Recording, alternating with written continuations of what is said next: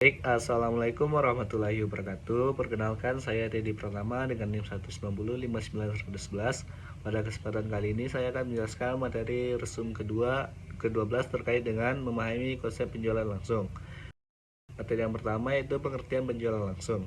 Menurut seorang ahli bernama Kotler, pemasaran penjualan langsung yaitu menemukan target konsumen dengan maksud menyampaikan pesan secara pribadi dan membangun hubungan antara organisasi dan konsumen berdasarkan respon mereka terhadap pesan-pesan yang Anda sampaikan.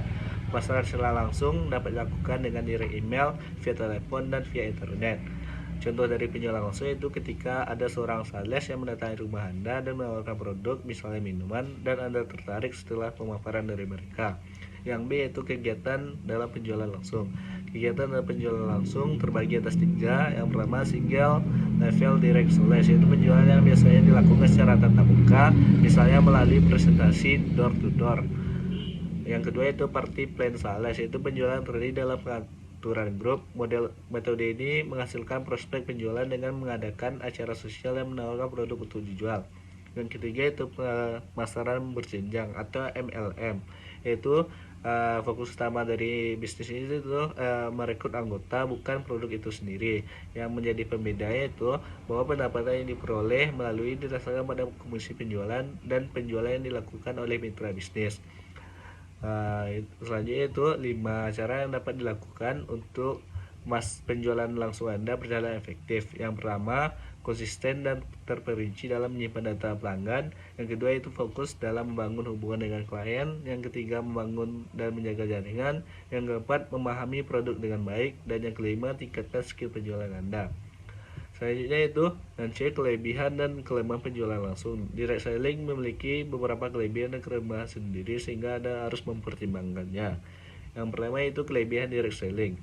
Lebih banyak margin keuntungannya. Yang kedua, tidak adanya biaya pemeliharaan toko.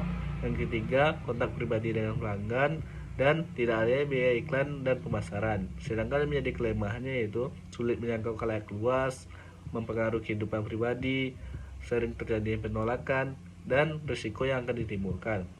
Materi yang terakhir itu efektivitas penjualan langsung.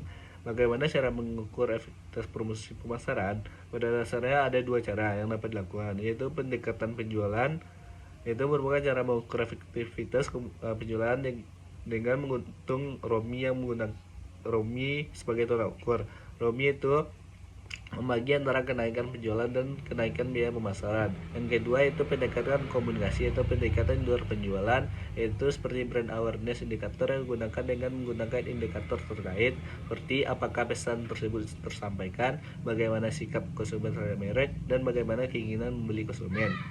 Mungkin hanya sekian pembahasan terkait dengan memahami konsep penjualan langsung. Mohon maaf bila ada kekurangan dan dalam penyampaian.